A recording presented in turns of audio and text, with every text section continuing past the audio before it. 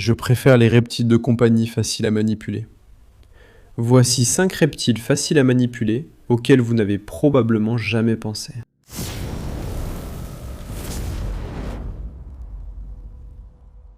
Tout le monde connaît les reptiles qui sont vraiment faciles à manipuler. Les geckos léopards, les pythons royaux et les dragons barbus. Et je ne veux pas inclure cela dans cette vidéo.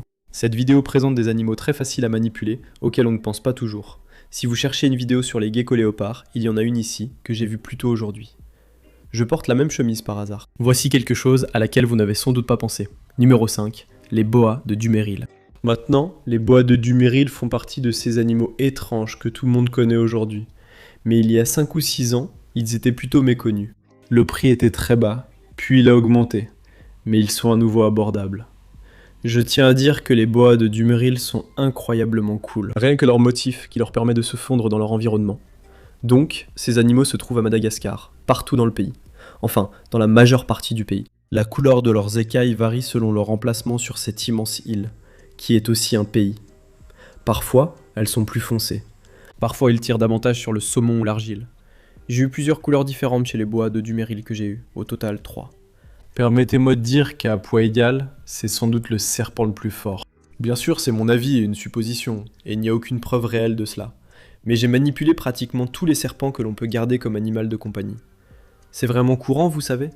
Un boa de Duménil est aussi fort qu'un réticulé de 2 mètres, ce qui correspond à leur taille, mais moins qu'un réticulé de 6 mètres. Un animal de 2 à 2 mètres 60, rarement 3 mètres, mais je n'ai jamais vu un boa de Duménil aussi grand. Ce sont principalement des animaux terrestres, qui peuvent même creuser un peu. Vous les verrez parfois sur des perchoirs bas, mais ils n'ont pas besoin de beaucoup d'espace en hauteur, contrairement à un python tapis. Ils sont aussi très placides selon mon expérience. Même quand ils prennent de la nourriture, au lieu que ce soit bam, vous voyez, comme ça, c'est plutôt une ouverture lente de la bouche, puis ils attrapent le rat. Au fait, ils mangent des rats. Ils mangent très bien, c'est facile. L'essentiel pour la manipulation, c'est qu'ils ne sont pas nerveux, n'essaient pas de s'échapper et ne mordent pas. Peut-être que les bébés sont un peu grincheux, mais c'est pareil pour tout, non ? Tous les bébés demandent un peu d'effort pour se calmer. Mon Golden Retriever me mordait souvent, même si c'est différent. Dans tous les cas, une morsure de Golden Retriever qui fait ses dents fait bien plus mal qu'une morsure de bébé boa de Duménil ou d'autres bébés animaux. Je pourrais parler des boas de Duménil toute la journée, mais passons au numéro 4, les 5 de Schneider. Les 5 de Schneider, encore un animal tellement sous-estimé. Tellement sous-estimé. Si vous voulez un 5, je veux dire, il y a, vous savez, les 5 à langue bleue, les 5 à langue rose et les 5 de feu, et ils sont tous excellents. Mais à mon avis, les 5 de Schneider ne sont pas seulement les plus faciles, ils sont aussi très faciles à manipuler. Et bien sûr, il y a aussi les 5 émeraudes arboricoles, qui sont également excellents. Mais à mon avis, les 5 de Schneider sont tout simplement meilleurs. Ils sont vraiment bien meilleurs. Ils aiment quand il fait chaud et sec. Ils aiment au mélange plutôt sableux dans lequel ils peuvent aussi s'enfouir. Ce ne sont pas vraiment des animaux fouisseurs toujours cachés, comme le boa des sables du Kenya. Mais on les voit souvent enfouis sous le sable. Même si vous leur fournissez des cachettes, ils préféreront rester dans leur substrat. Cela signifie aussi que lorsque vous en sortez un, et que vous portez un sweat à capuche par exemple, il va essayer de s'enfouir dans vos vêtements. J'adore ces petits-là, car dès que j'ouvre le terrarium, ils sautent vers moi. Je sais que c'est parce que je leur apporte à manger, et que je ressemble à un arbre. Et même s'ils ne sont pas du tout arboricoles, ils adorent grimper et explorer. Ils sont tellement drôles, leur personnalité est vraiment amusante. J'adore les manipuler et les observer. Comme ils sont insectivores, ils sont très faciles à nourrir. Certains disent qu'ils sont omnivores, mais je n'ai vu les miens manger que des proies vivantes ou des insectes. Ils n'ont pas besoin de grands enclos. C'est un lézard d'environ 3,5 mètres. Un enclos d'1 mètre suffit. Je les trouve géniaux et capables de cohabiter. Donc si tu veux en avoir un dans chaque main, ou qu'ils grimpent de chaque côté de toi, tu peux tout à fait. Ils te prendront pour une aire de jeu. J'adore absolument les 5 de Schneider. Ils sont sous-estimés, et j'espère qu'ils deviendront plus populaires. Numéro 3, les serpents d'épins. Ça pourrait aussi inclure les serpents taureaux ou les serpents gophères. En fait, ils font tous partie des serpents gophères, mais passons les détails. Je pense que les serpents d'épins, qui comprennent plusieurs espèces, ressemblent un peu aux serpents taureaux, mais sont généralement plus calmes et apprécient d'être manipulés. Et même s'ils creusent parfois, qu'ils grimpent et qu'ils sont très explorateurs, ils sont aussi faciles à manipuler. Et c'est le critère pour cette liste. À quel point sont-ils amusants ? Certaines personnes disent que le meilleur serpent à manipuler est le python royal, ce qui est vrai pour certains, mais ils bougent peu et sont parfois jugés ennuyeux. Personne ne va trouver un serpent des pins ennuyeux quand tu la rampes sur vous. Ils sont absolument majestueux aussi, avec leur coloration. Selon l'espèce, bien sûr. Et puis la taille est variable, certains vont faire, vous savez, entre 1,20 m et 1,50 m, certains peuvent atteindre 2,10 m, même si c'est assez rare. Cet animal n'a pas besoin de beaucoup de hauteur, même si un peu d'espace pour grimper est apprécié. La plupart des espèces vivent bien dans un terrarium de 120 x 60 x 60 cm, ou un peu plus grand pour les spécimens plus gros. J'ai hâte de créer un terrarium d'exposition pour le mien. La quarantaine est enfin terminée. Je l'ai depuis Noël, offert par ma femme. C'est un animal fantastique que j'aime sortir dès que possible. Avec l'été, vous verrez plus de nouvelles images d'eux explorant l'herbe. J'adore les sortir dans le jardin. Et celui-ci, je sais que je n'aurai pas à m'inquiéter qu'il détale et m'échappe, ce qui est toujours, vous savez, un peu une préoccupation quand on sort des animaux dehors. Et s'il courait très vite, cet animal est calme et ne s'inquiète pas. Je n'ai pas à craindre qu'il morde, soit nerveux ou libère du musc, contrairement à certains colibridés. Les serpents des pins sont géniaux, et je parie que vous ne les voyez pas comme de super animaux à manipuler. Manipuler des animaux, c'est amusant et facile. Mais s'occuper de beaucoup d'animaux peut être difficile. Mais ce n'est pas mon cas, grâce au sponsor d'aujourd'hui, Husbandry Pro. Vous vous êtes déjà demandé comment gérer autant d'animaux? Vous disposez d'un système supérieur à un tableur, permettant de suivre facilement nourrissage, mue et autres, accessible sur ordinateur, tablette et via une application iPhone ou Android.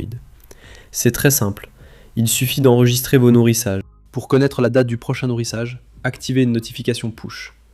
Je reçois ainsi une alerte toutes les 6 semaines. C'est l'heure de nourrir le python birman demain. Toutes les 4 semaines, c'est l'heure de nourrir les gros dumrolls. Toutes les 3 semaines, les petits dumrolls. Vous voyez ce que je veux dire? C'est facile de tout suivre quand vous n'avez pas tout à nourrir le même jour. Je ne peux pas imaginer faire ça sans Husbandry Pro. De plus, si je veux un animal, je peux le transférer à un autre utilisateur de Husbandry Pro. Ce qui est bien plus simple que de créer une fiche sur un tableur et de récupérer les journaux des 3 dernières années du précédent propriétaire. C'est instantané, comme envoyer un contact sur un iPhone. Je ne peux pas imaginer gérer plus que quelques animaux sans Husbandry Pro. Moins de 6, c'est gratuit, alors essayez. Le lien est en description. Merci à Husbandry Pro pour le sponsoring et la simplicité apportée. Reprenons la vidéo. Numéro 2, les dragons à collerette. Voici Tilly the Frilly, la magnifique Tilly the Frilly ici, que nous pensions être une femelle. Donc, elle s'appelait Mathilda, mais en fait c'est un mâle. Tilly est un garçon. Mathilda ne déplace rien par la pensée. Je brouille les pistes chez les moins de 30 ans. En résumé, ces animaux sont géniaux car ils ressemblent à des dinosaures.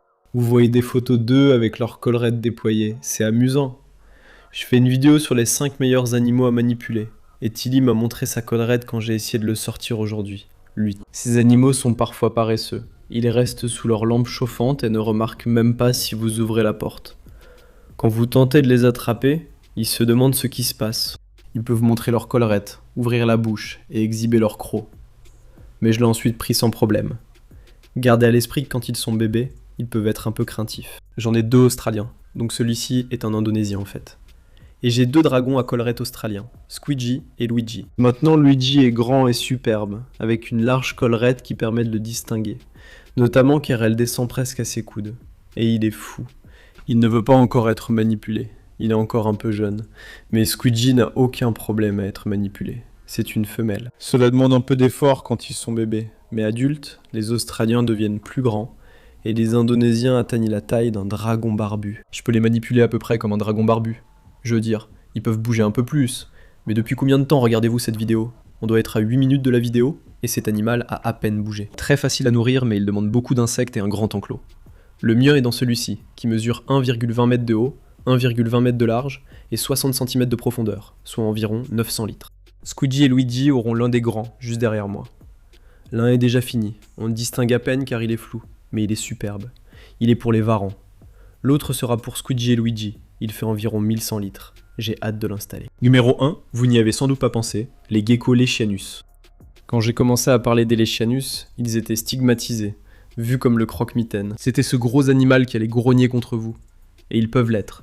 Mais les Golden Retrievers peuvent aussi grogner contre vous. Chaque animal a sa personnalité, et tout ce qui a une bouche peut mordre.